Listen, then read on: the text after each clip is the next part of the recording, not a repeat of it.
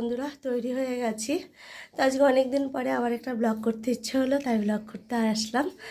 তো আজকে হচ্ছে মেয়ের পরীক্ষা, এখন দুপুর 12:30 মতন বাজে।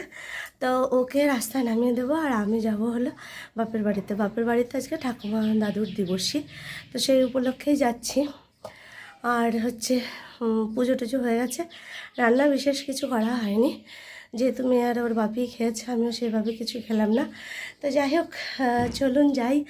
আর যেতে যেতে দেখাই, ওখানে একটু গান কীর্তনেরও ব্যবস্থা আছে, ভোগ টোগ রান্না হবে, সেটা আপনাদের সঙ্গে শেয়ার করব। তো পুরো ব্লগটা দেখতে থাকুন, আশা করি আপনাদের সবাইকার ভালো লাগবে।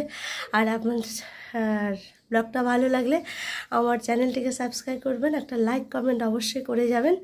তো চলুন যাই, যেতে যেতে আবার দেখা করি। এটা হচ্ছে আমার ব্যাগটা, আচ্ছা এটা নিয়ে নিই, আর কিছু নিলাম না। আর এটার মধ্যে কিছু জামা কাপড় আছে, সেটা নিয়ে নিয়েছি। আর ভাই পয়লা বৈশাখে যে জামা কাপড়গুলো দিয়েছিল সেটাও নিয়ে নিয়েছি, বোনেরটা। আর হচ্ছে তো ওই যে আমাদের হচ্ছে ড্রাইভার চলে এসছে। এই যে মেয়েকে পরীক্ষা দিতে নিয়ে যাওয়ার সময় অর্ধেক রাস্তায় আমাকে ছেড়ে দেবে, ওখান থেকে টোটো অটো করে আমি বেরিয়ে যাব। তো এই যে চলে এলাম বাপের বাড়িতে। আর এখানে ভেতরে সব চলছে, আর বাইরে রান্না করছে বৌদির সঙ্গে, এখানে কথা বলে নিচ্ছি। বৌদি জিজ্ঞাসা করছে এত দেরি হলে গেল, ওরা করে দিয়ে আসছিল, তাই আসতে দেরি হয়ে গেছে আমার। ওকে রেডি করে ওকে আর আমি একসঙ্গে বেরিয়ে এসেছি। তো বৌদি বলল আমারও সেই অবস্থা, ওনার মেয়েও বিএড করছে, তো সেই কারণে উনিও মাঝখানে বাড়ি গেছিলেন।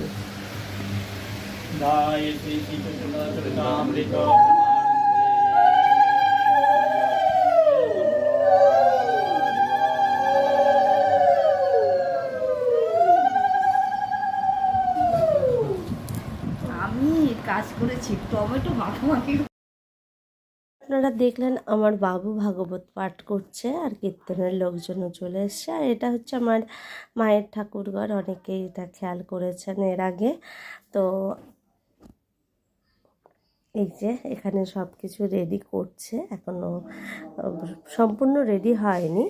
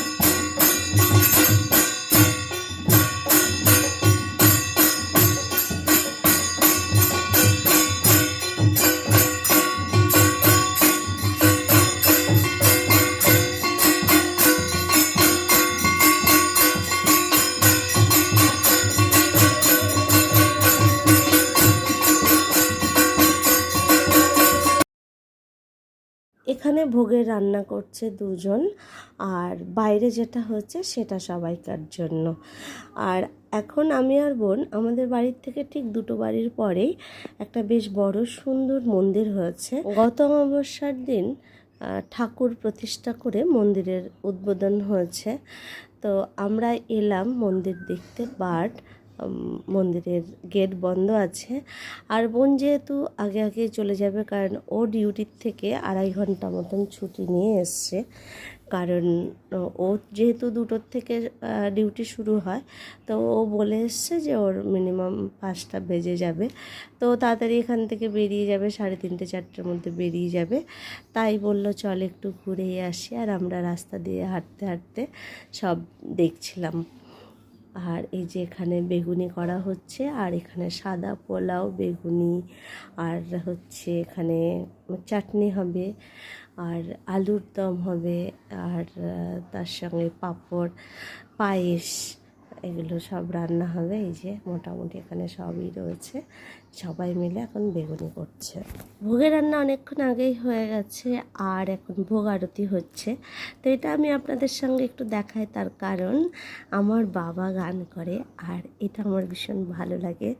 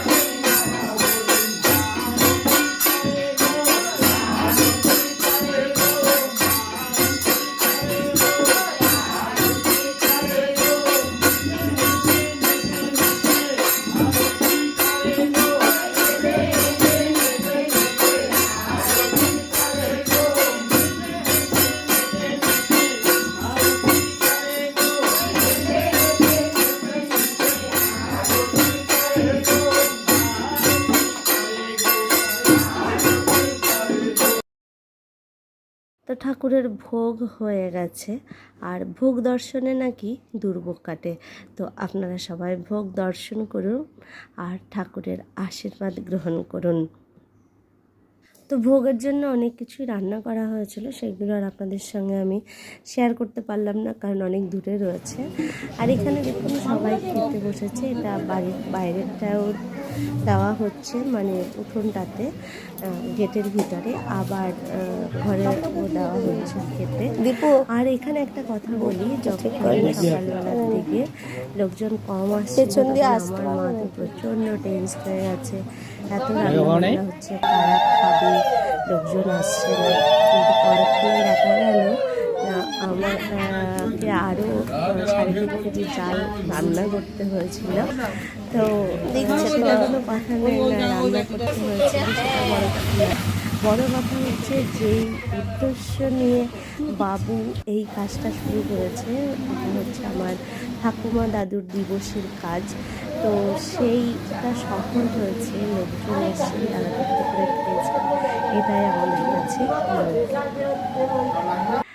আর এখন সন্ধ্যাবেলা বাবু হচ্ছে ঠাকুর পুজো দিতে বসেছে, আর বাইরে কাজের লোক যিনি আছেন তিনি সমস্ত বাসন কোসন পরিষ্কার করে এইভাবে উপর করে রেখেছেন। যেহেতু এগুলো ঠাকুরের নিরামিষ বাসন, সেগুলো ঠাকুর ঘরেই রেখেছেন। আর এখন আবার মা নিয়ে এলো আমাকে, যে ঠাকুর দর্শন করেই যা এসেছিস, যখন আবার কবে আসবি। তো লাকিলি পুজো